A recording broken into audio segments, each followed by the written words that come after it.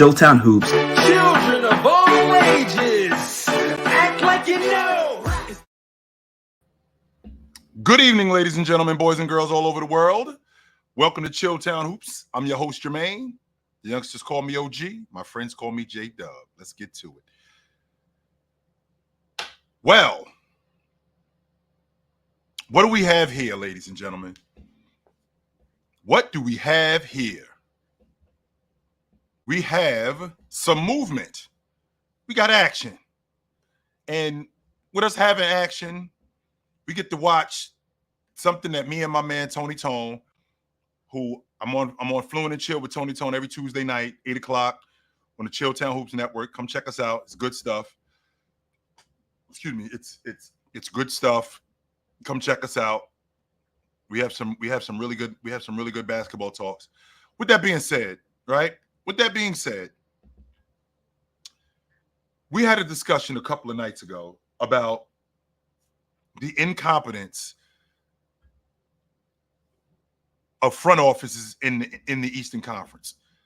The Eastern Conference, right? The Eastern Conference has damn good players.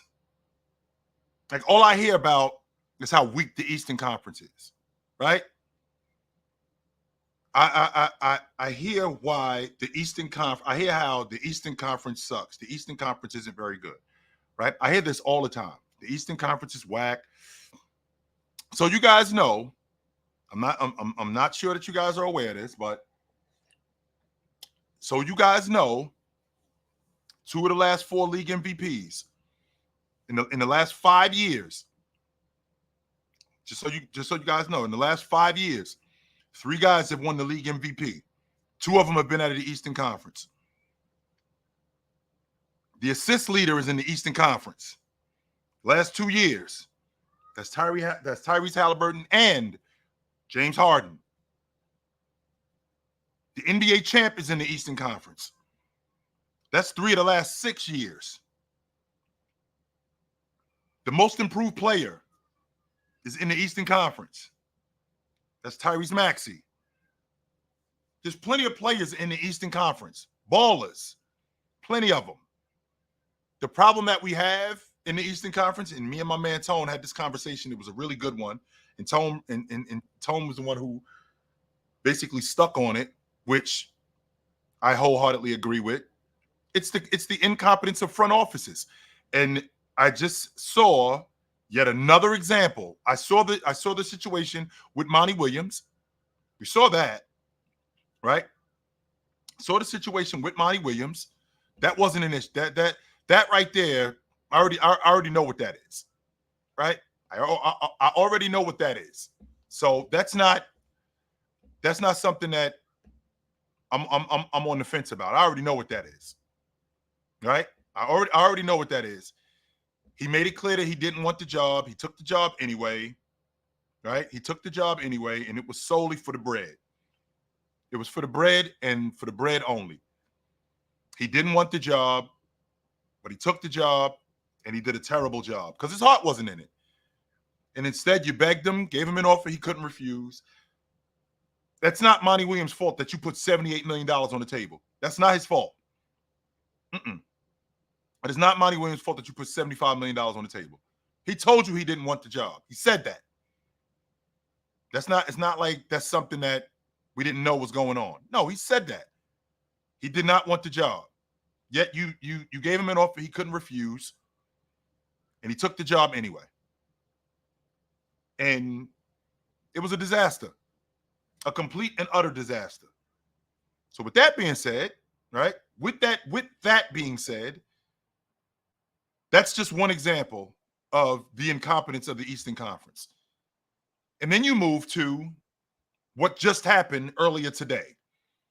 What happened earlier today was the Oklahoma City Thunder, the GM, Sam Presti, he calls up the Chicago Bulls, and unlike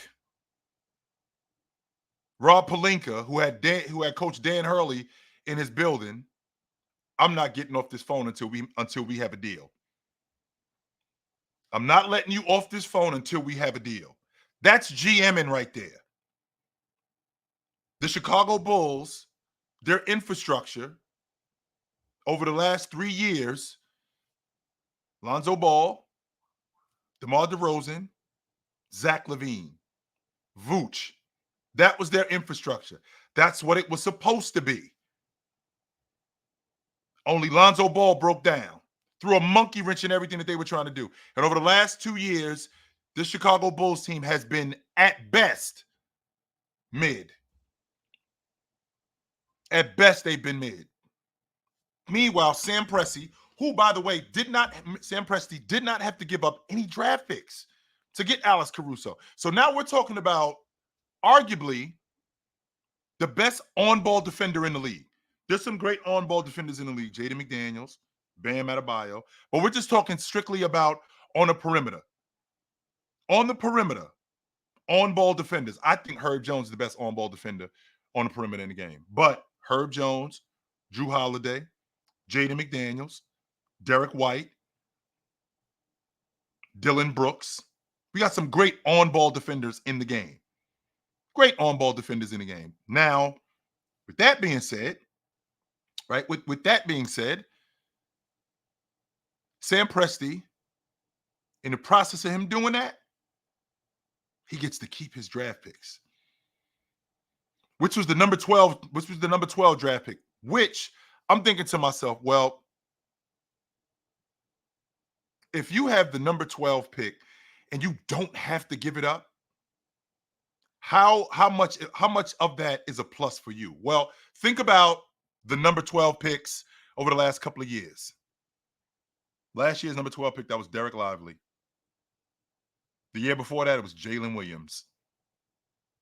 The year before that, it was Josh Primo, who turned out to be a whack job. PJ Washington, Miles Bridges. These are the number 12 picks. Do I trust Sam Presti with the number 12 pick to get it right again? Yeah, I do. And I didn't have to give it up, and I got an incredible on-ball defender. So essentially what I did was I upgraded Lou Dort. Because he's better than Lou Dort. Now what he just did was he made Lou Dort expendable. Because I don't think Alex Caruso is a rotation guy. Even though Chicago played him as a rotation guy, I don't think he's a rotation guy. And on top of that, the Bulls, if they're smart, which I don't think that they are, the Bulls can now tear this whole thing down. Don't stop with Alex Caruso. DeMar DeRozan, even though I hate letting guys walk out the front door. I'm not saying that I dislike that. I hate letting guys walk out the front door. I did not like the fact that Danny Ainge let Kyrie Irving walk out the front door. I can appreciate the idea of addition by subtraction. I can dig that. Sure. However, a talent like Kyrie Irving, a guy like DeMar DeRozan, who still got some years left. I don't think he's got a lot left. I think he's probably got another 2 years left because DeMar DeRozan is ancient. But I still think he's got some years left. And you don't just let him walk out the front door. Not without compensation. You can't do that, man. No. But I don't think that you just stop with Alex Caruso. Your infrastructure was Lonzo Ball, DeMar DeRozan, Zach LaVine, Vooch. Vooch's the only one I'm holding on to. I'm tearing this whole thing down. White. So if we're starting over, we're starting over with Giddy, with White. I'm gonna see if I can. I'm gonna see if I can get something for Zach LaVine because he's still in the contract. See if I can deal him. If I could get some draft picks. I'm tearing this whole thing down. The whole thing. I'm tearing all of it down. I'm holding on to Vooch, though. I am. I'm going to hold on to Vooch. And the reason why I'm going to hold on to Vooch, because 6'10" stretch fours and stretch fives do not grow on trees. And I think Vooch got some years left. And no, Lauri Markkanens are not just walking around. No, they're not. So I'm going to hold on to Vooch. The rest of them dudes, I'm out. Kobe White, holding on to Vooch. After that, Pat Williams, by DeMar DeRozan. See you later. And this is just another example of the incompetence of the Eastern Conference. What did Sam Presti do with getting Alex Caruso? Well, one, he beefed up his defense with now having arguably the best perimeter defender, on-ball defender in the game, plus Lou Dort, because he's got more size. Because Alex Caruso, a bit of 6'6", a bit of it. There's nothing 6'2" or 6'3" about him. He a bit of 6'6". So now I got a 6'6" ball hawk. Meanwhile, the Milwaukee Bucks know for a fact that this is exactly what they need. And what do? They hand over Drew Holiday. They just handed him over. This is the incompetence that we talk about when we're talking about front offices in the Eastern Conference, which is why they are as bad as they are, which is why the Celtics are the NBA champs. Brad Stevens should be the executive of the year, because there's no way, if you are the Milwaukee Bucks, that you just hand over Drew Holiday. There's no way. I'm not handing over Drew Holiday.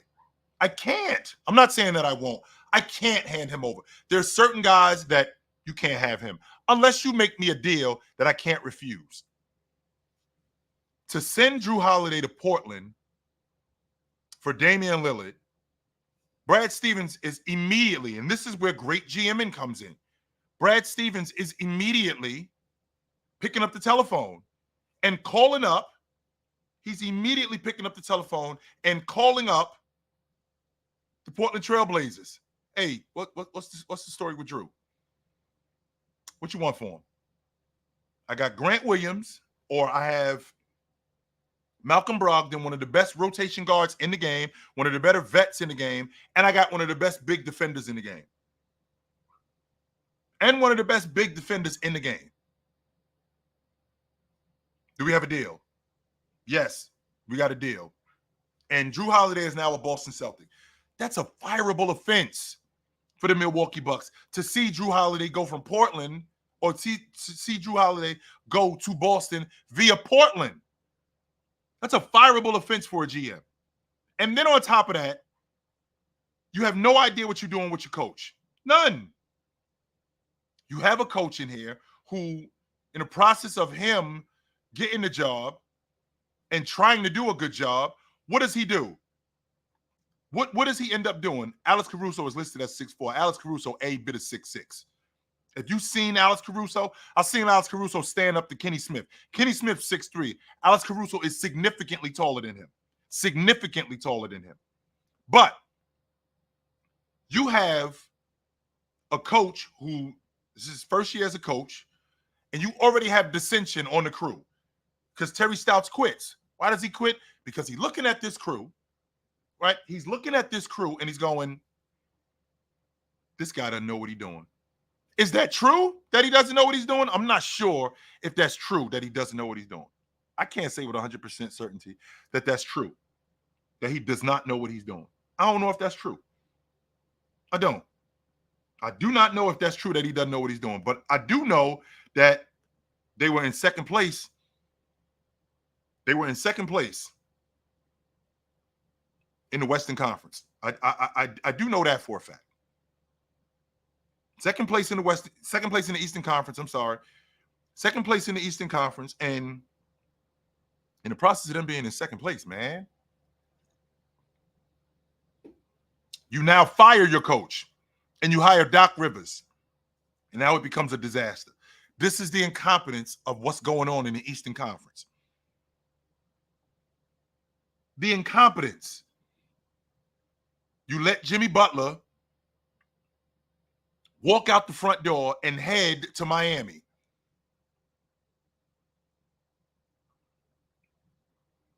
Pat Riley, you don't pick up the telephone as soon as Damian Lillard is traded from Portland to Milwaukee and Drew Holiday goes to Portland, which we know for a fact he is not putting on a Trailblazer uniform. No, he ain't. No. He is not playing for the Trailblazers.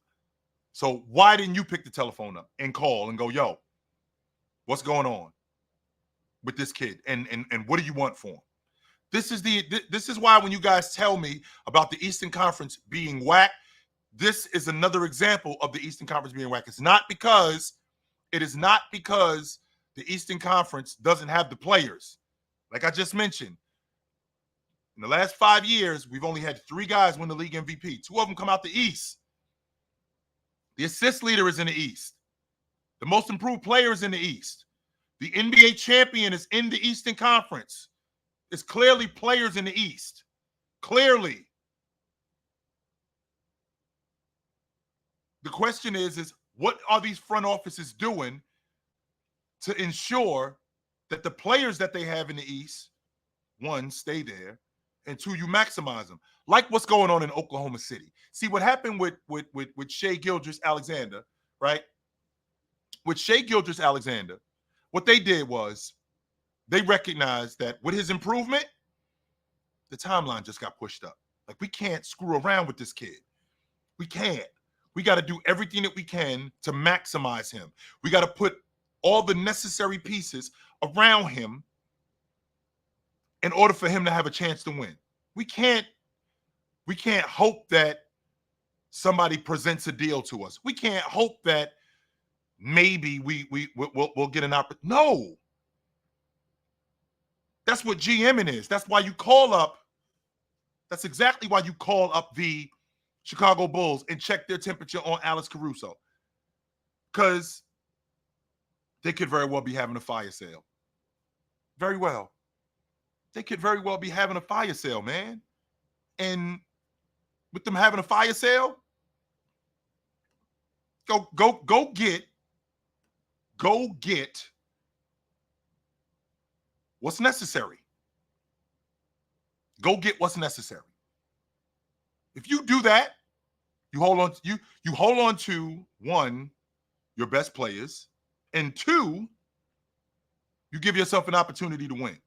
And this logic of the Eastern Conference being weak goes away.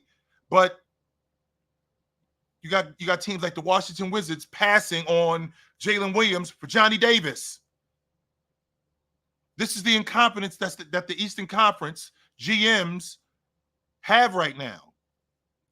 If you're the New York Knicks, you trade both RJ Barrett and Quigley for OG Anunoby, who could very well walk out the front door and head west. And now you traded him for nothing.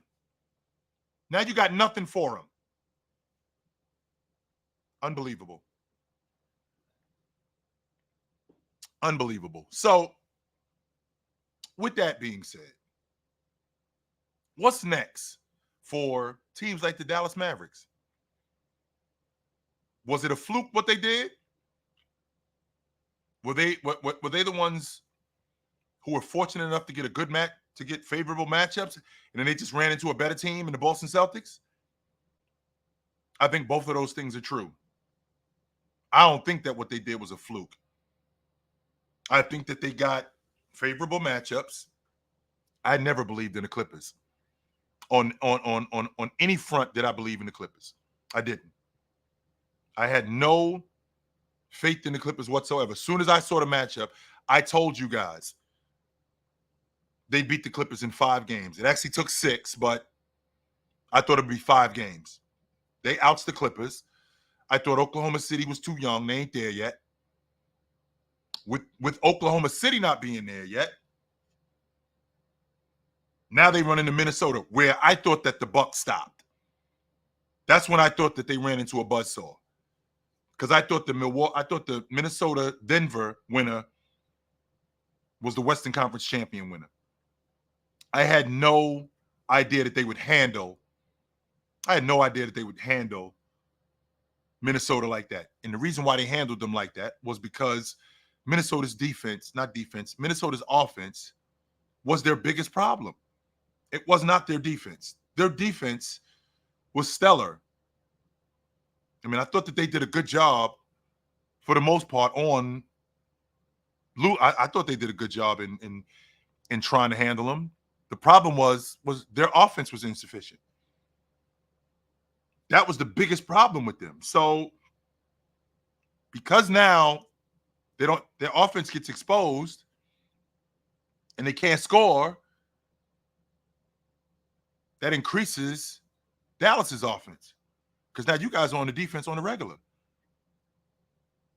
You guys are regularly on the defense. So with that being said, they run into a team that's very similar to Minnesota.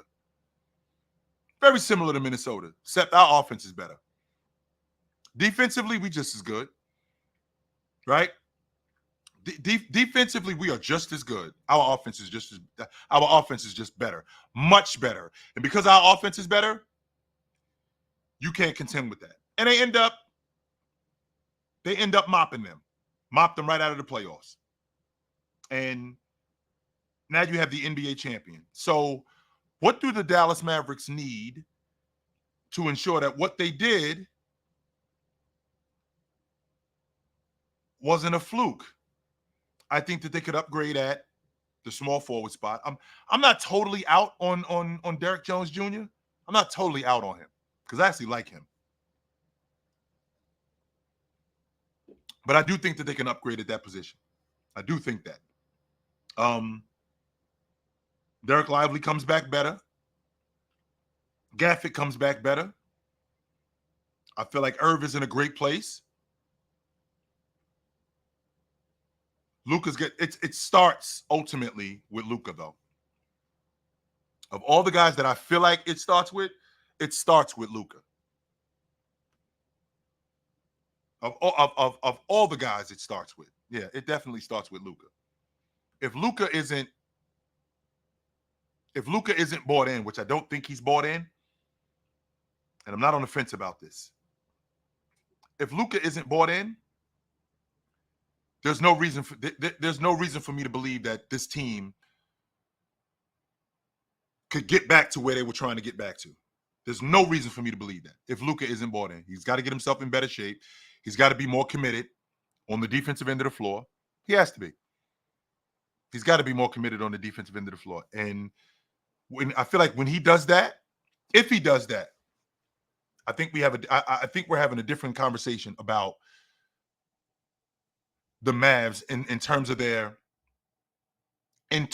their opportunity to win an NBA championship. Because the West is going to get better. Memphis is going to be back. They got their whole crew coming back. They lose Steven Adams, but I feel like they're going to show up that 5 spot. I feel like they're going to show up that 5 spot in the offseason. And I feel like they move Jaren Jackson to the 4. Very much like when they had Steven Adams there and they had Jaren Jackson playing the 4, I think the exact same thing goes on, where they end up moving Jaren Jackson to the 4 and get a 5-man. So with that being said, right? With that being said, the Dallas Mavericks, it starts with Luka and what Luka is committed to doing. He's got to get himself in better shape. It's not a coincidence.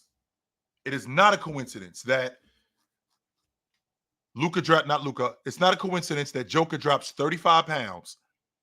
That's not a coincidence. That when he drops 35 pounds, he goes on to win the league MVP in back-to-back seasons and has one of the greatest runs in postseason history and wins the NBA championship. That's commitment right there. It's some luck. It's some things going your way. I won't argue that. Sure. It's definitely some things going your way. That's luck too. And that's commitment. 100% that is. And as good as Luka is, that commitment, I'm not there yet with him. I'm just not there with him. I don't think that he's got that commitment. And I ain't asking for Drew Holiday. I'm not asking for Alvin Robinson. I'm not asking for Joe Dumars as a defender. I ain't asking for that.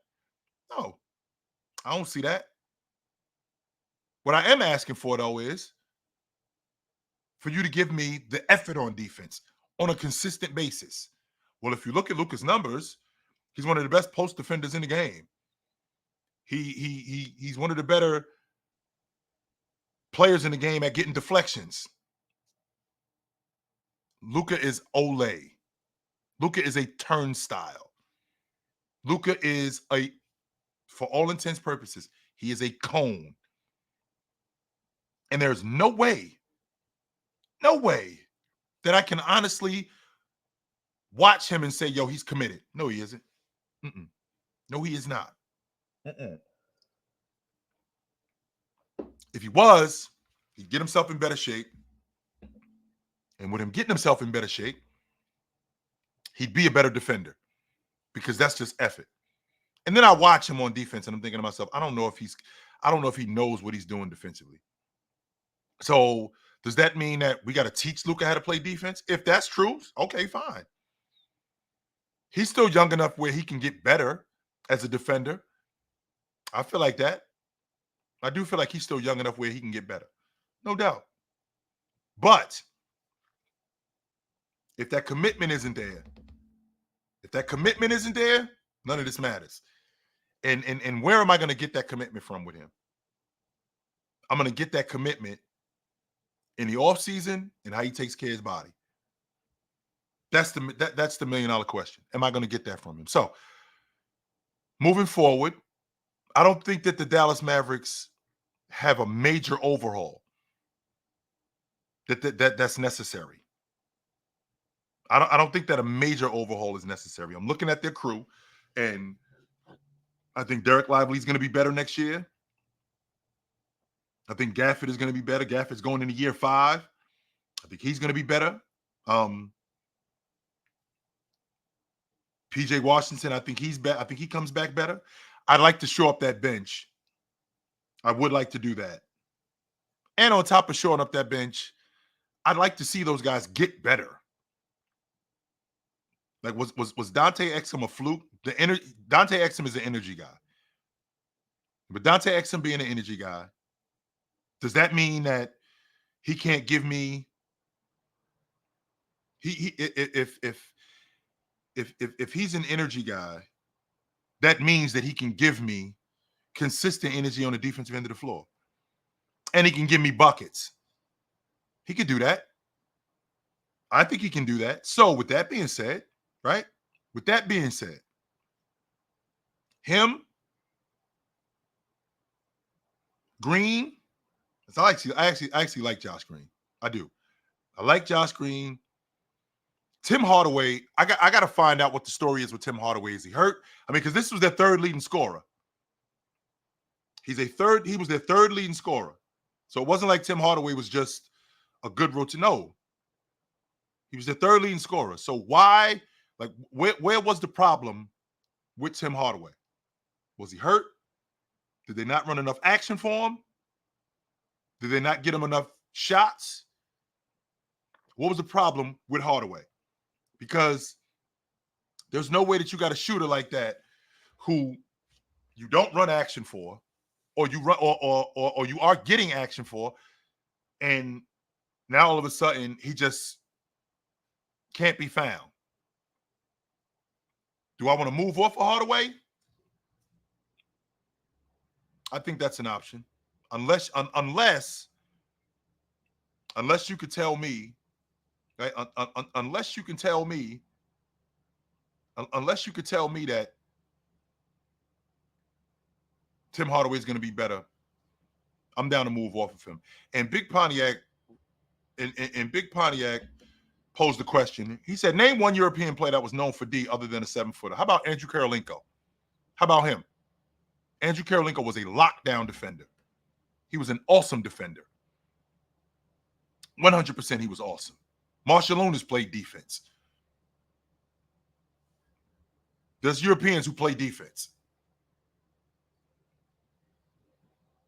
There are Euros who play defense. That's not something that's uncommon. So that leads me to what the Lakers did today, which was hire JJ Reddick, who it's becoming more and more apparent that he was the guy right from the beginning. But they couldn't just hire him right from the beginning. They couldn't do that. And the reason why they couldn't do that was because if they did that, it would just look bad, right? If they ended up if they ended up hiring, especially considering, right, especially considering what was going on,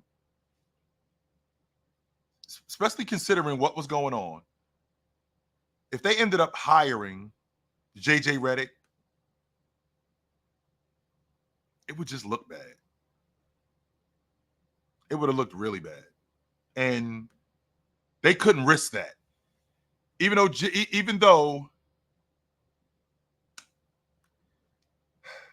JJ Reddick was their guy right from the beginning. 100% he was. Definitely was their guy right from the beginning. So if he's their guy right from the beginning, right? If JJ Reddick is their guy right from the beginning, then we have to make it look like we want other guys. Like there's no way that you let Coach Dan Hurley walk out the front door. Ain't no way you do that. No. There's no way you let Coach Dan Hurley walk out the front door. You can't do that. And the fact that you let him walk out the front door tells me that you wasn't serious. Nah. Even though that offer of $70 million sound like a great offer, it just didn't make sense. Y'all wasn't serious. So now you hire JJ Reddick, which in today's NBA, very much like what Phil Jackson was. Phil Jackson was an X and O guy. Like he could coach. I'm a big believer that Phil could coach. But Tex was the X and O guy. Tex was the X and O guy. In Golden State, Kenny Atkinson is a very good X and O guy. Mike Brown is an X and O guy. So with that being said, you have to in any business, you have to hire people smarter than you if you're going to be successful. You have to. There's no way that you can hire a bunch of yes people and think that you're going to be good. You have to hire people smarter than you that know what they're doing. You have to. If you don't, what's going to ultimately happen is you're going to run up on an organization that is smarter than you, and you're going to get ran over, and it's not going to be close. It's not going to be close. And the fact that the candidates for this job, for the assistant coaching job, Rondo, what up, Dubs? Rondo, Jared Dudley, Sam Cassell, guys like that. Rondo, Sam Cassell, Jared Dudley. I'm missing somebody too. But these are the candidates. And all of these guys, I feel like, one, are smarter than JJ Reddick. Two, could really help him. Because just because you're smarter than somebody does not necessarily mean that they want your help. Right? So hopefully JJ Reddick isn't stubborn enough that he doesn't see this as a power struggle. This can't be a power struggle. There's no way it could be a power struggle. We have to all be on the same page with this. Because with JJ Reddick now being hired, I don't know if you guys noticed, this is the 9th coach, right? This is the 9th coach in 10 years for the Lakers. This is the 4th coach in 5 years. Like, they have no idea what they're doing. Since they won the championship in 2020, it's been a revolving door. We go from Luke Walton to Vogel. We go from Vogel to Darvin Ham. We go from Darvin Ham to now JJ Reddick. That's 4 coaches in 5 years. 4 coaches in 5 years. 9 coaches in 10 years. They had 3 different coaches in 1 year. They're a disaster. Now, would JJ Reddick, how does JJ Reddick become successful in this? Well, he becomes successful in this with them buying into JJ Reddick, whomever he is, right from the beginning. Him commanding that respect. Remember, this is not 1988. This is not 1995. This is a players' league. They will run your ass right out of there.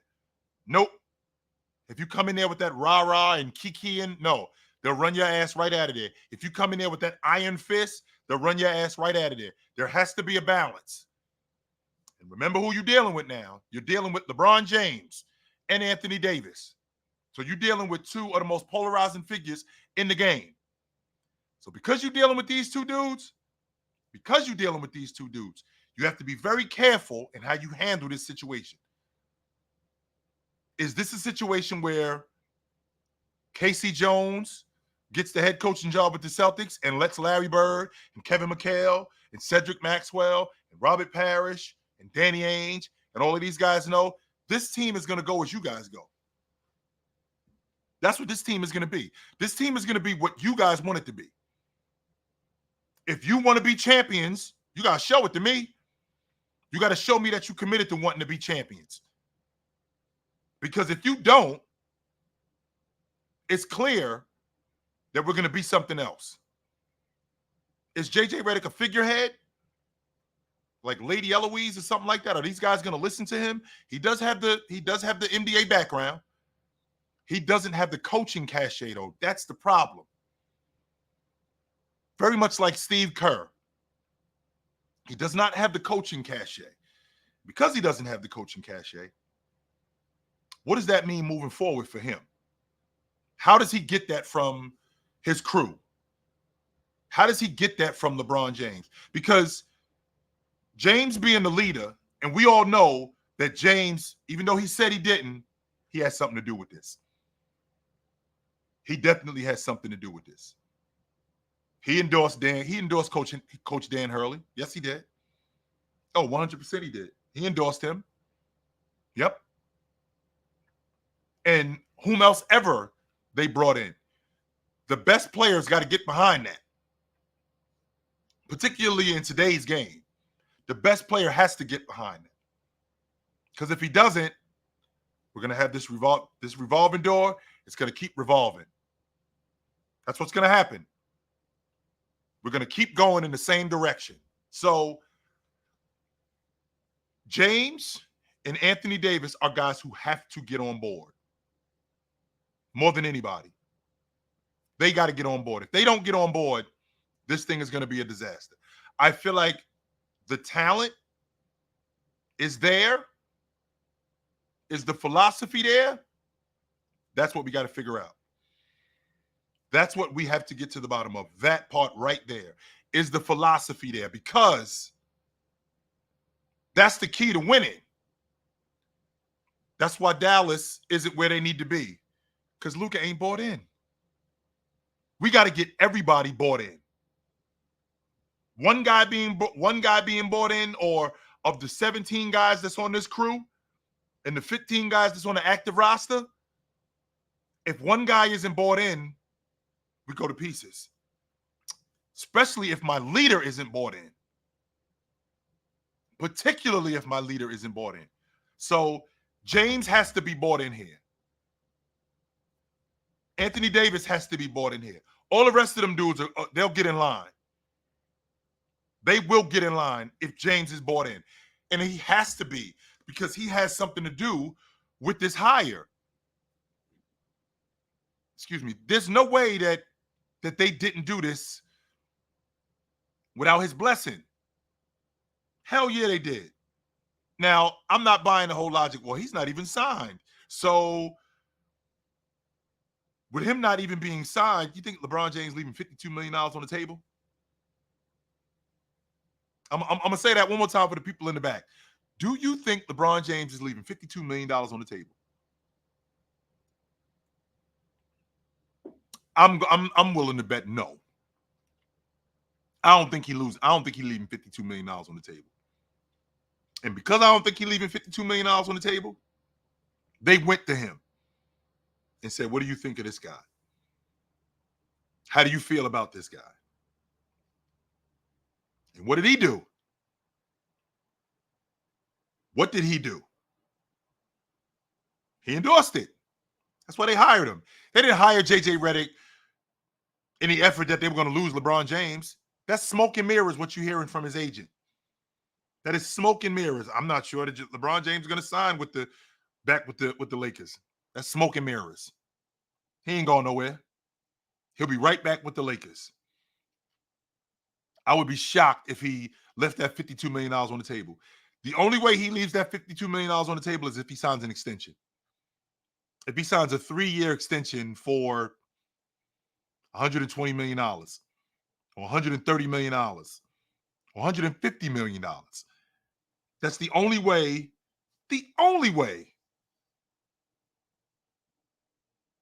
he doesn't opt in for that money. If he leaves that money on the table, is if he's signing an extension for 3 years for way more money. He's not leaving that money. He's not leaving that money on the table and signing a 2-year extension for $70 million.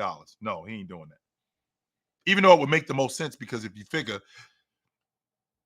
it can open up some money so we can get some other players in here. It could do that. It could open up some money and you can get some other players in here. But James is about maximizing his earning power. And James is all about making the most that he could possibly make. He did that. He took less money in Miami because he had to at that time. He was in a tough spot. He was trying to win.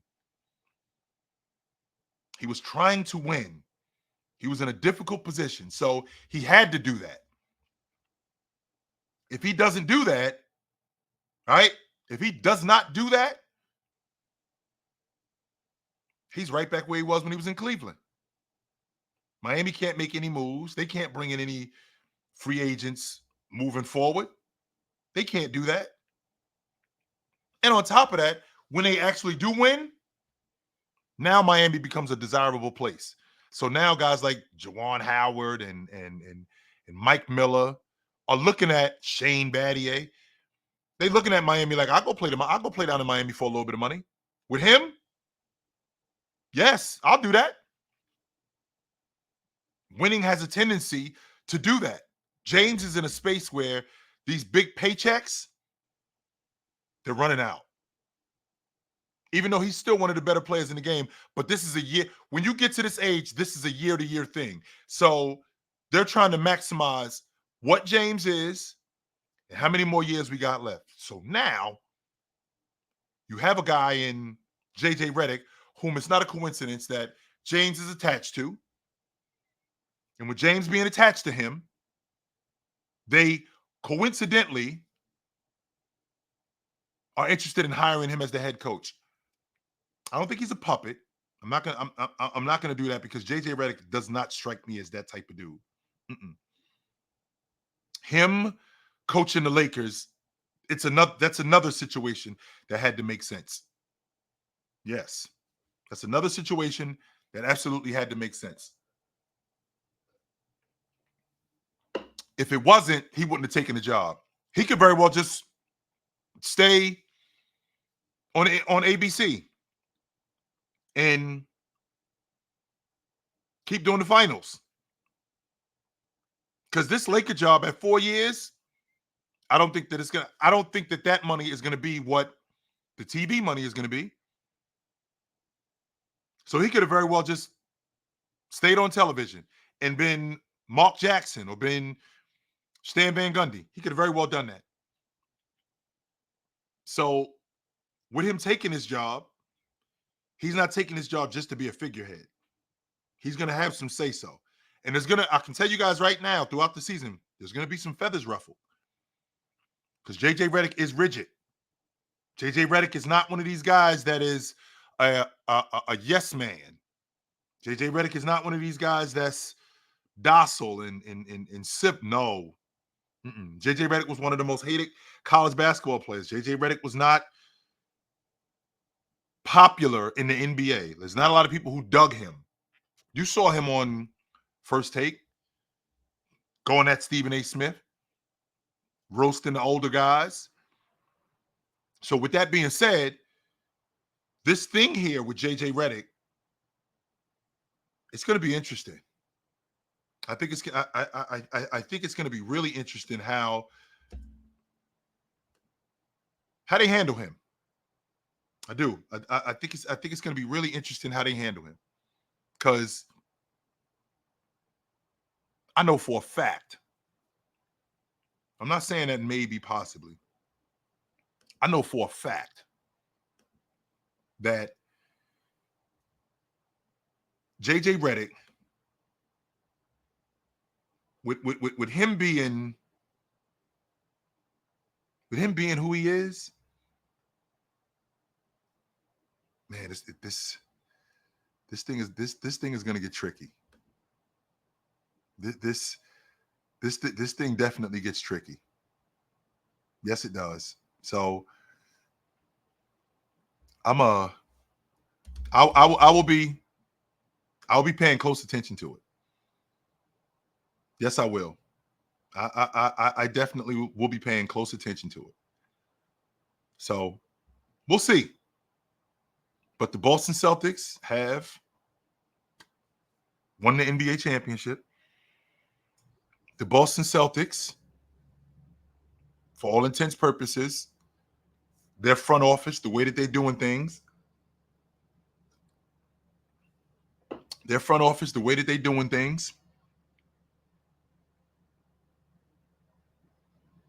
I honestly believe that they could make a run. Barring injuries, the Celtics could realistically make a run. I'm confident in that. Yeah. I'm confident that they can make a run barring any injuries. If we have a team that comes back better, Drew Holiday, I feel like not just Drew Holiday, but Jason Tatum, Jaylen Brown, Kristaps Porzingis, who's going to have surgery. He'll be ready by the time training camp opens up. With these guys, they could very well lose Derek White in the offseason, because what it's going to cost to keep Derek White might be a bit much. And if that's true, right? If that's true, I don't know, man. That part I don't know.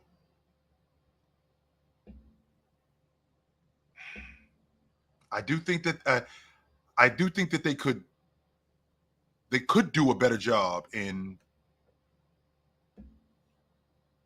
shoring up that bench, because I don't know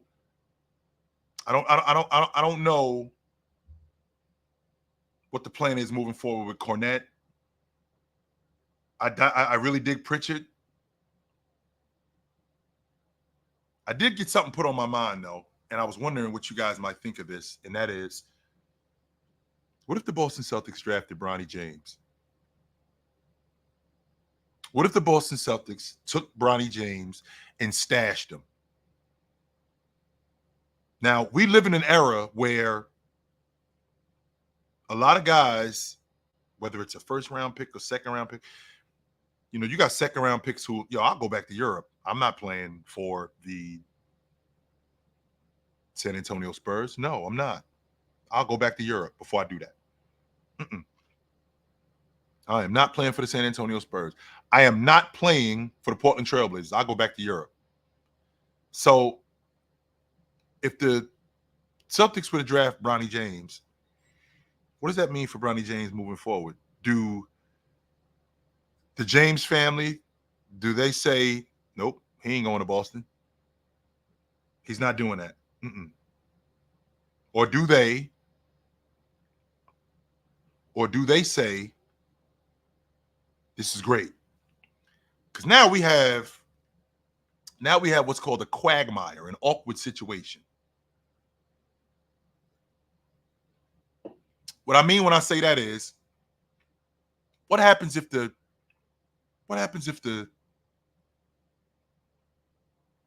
Celtics end up back in the finals? They draft Bronny, and he ends up cracking the lineup, where he becomes one of their rotation guys, or he's on the bench. And what happens if they end up in the finals, and you know who ends up in the finals? What happens then? I mean, I think that's great for TV. I don't think it's something that would happen. I think it would be great for TV. The storyline would be epic. Oh, it would be fantastic. James and the Lakers. James and the Lakers against the Celtics with Bronny James on the Celtic bench. Oh, that would be fantastic for TV. But would he play for the Celtics if they ended up drafting him? That's my question. Would he go there, or would his people make it clear that no? Because agents do that, and a lot of times they bluff. A lot of times all they doing is woofing. Your guy is ultimately going to go end up there. We heard Kobe Bryant say it. If the Nets would have picked him at 8, Kobe Bryant would have been in Jersey playing for the Nets. 100% that would have happened. If the Nets would have taken him, he would have been there. But they bluffed.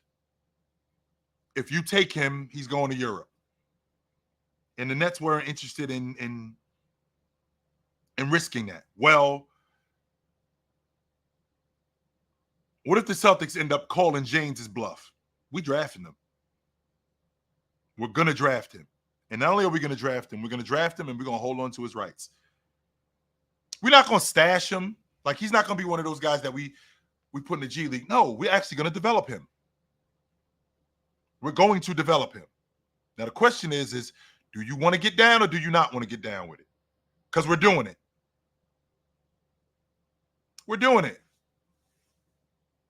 I think that would be great for TV. I'm not saying that it would be good. I think it'd be great for TV. I think it would. I definitely think it'd be great for TV. So this offseason looks like it's going to be fantastic, man. We already got action. We already got a lot of motion, and draft night's coming up next week. I'll be really interested to see what happens with Washington. Yeah, I'll be really interested to see what happens with Washington. And I'll be interested to see what San Antonio does. Yeah, I'll be really interested to see what San Antonio does. Because I know that they need a lead guard. I think that guy's in college. I do. I think that guy is in college. And I just don't know where he is, though. I think that's the difference. I do think that San Antonio's lead guard is in college. And they've actually done a good job with drafting. I mean, they found Tony Parker. They found Ginobili. You know, guys like that. Leonard. You know, guys like that. They found those guys. And you know, I feel like Pop does a good job in evaluating talent. He is long in the tooth. We all know that. We all know that Pop is long in the tooth, and you know, I feel like his best days are behind him. His best days as a coach. I mean, Pop is almost 75 years old. Right? So, you know, a guy almost 75 years old, there isn't much else left there. So how much longer Pop gonna stick around? I don't know. That part I don't know, but I'm interested to see what they do at 4 and at 8. The Oklahoma City Thunder at 12, I love it. And the reason why I love it is because of what Sam Presti has done with this roster. And the fact that he moved on from Josh Giddy, trades Josh Giddy, right? Trades Josh Giddy to Chicago.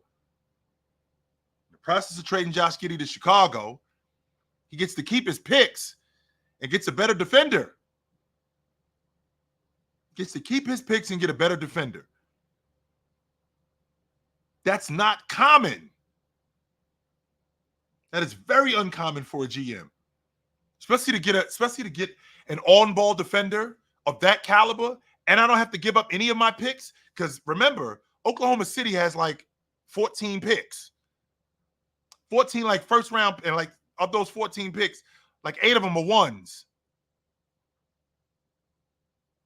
and I get to keep my ones and get Alex Caruso. That's GMing for your ass right there. That is GMing for your ass right there. Let me tell you. Yes, it is.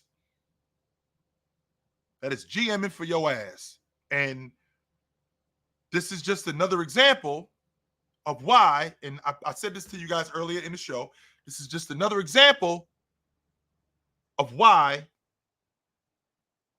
the Western Conference is what it is and the Eastern Conference is what it is. For that reason right there. And if this continues, Oklahoma City's trajectory is exactly where it was when they had KD and Russ and Ibaka. They're trending in the right direction. They are trending in the right direction. Really quickly, Green, why the hell would the Trailblazers do that? Why the hell would the Trailblazers give up DeAndre Ayton for Gordon Hayward and a role player? They're building around Gordon Hayward. Why the hell would they do that? There's no reason for them to do that. None whatsoever. Why the hell would they do that? That's another fireable offense. Gordon Hayward, a role player, and the number 12 pick for DeAndre Ayton? Hell no. Why the hell would we do that? Anyway. And exactly, Chicago's burning it down. I did see what Chicago did. Did you see what they did? Anyway, like I was saying, if you look at Oklahoma City's trajectory, it's very much like the trajectory that they were on when they got KD, when they drafted Russ, when they drafted James Harden, when they drafted Ibaka. The trend that they're on, they're going this way. And with them doing that, I feel like they're in a damn good place. That's just smart GM. And they had to do that because Oklahoma City, very much like Portland, very much like New Orleans, you're not bagging free agents. There's not a big time free agent that's coming to San Antonio. Unless you have something that's eye-popping. Otherwise, nah, that's not happening. What you have to do is you got a GM. You got to get it right in the draft. And you got to get it right with trades. You have to. I'm not saying that you should, especially when you're in a market like that, you have to get it right. You have to. If you don't, you can bet that this sets you back. Oh, 100% it sets you back. Years. So, like with that being said, I like the direction that Oklahoma City's going in. And I will keep you guys posted. Yes, I will. But it's about that time for me. I got to shake the spot. It was good to see you guys tonight. This offseason looks like it's going to be great. We got action. The draft is coming up. I will be back soon to talk about the draft, to talk more about free agency and all of that good stuff. And I will be back here to talk about all of that good stuff soon. But it was good to see you guys tonight. And I will see you guys soon. But until then, put on a suit, drink water, don't drink and drive. Hey, man, call your mother. When last time you talked to your mother? Call your mother. I will see you guys soon. But until then, take it light. But take it. It was good to see you guys tonight, no doubt. Good to see you.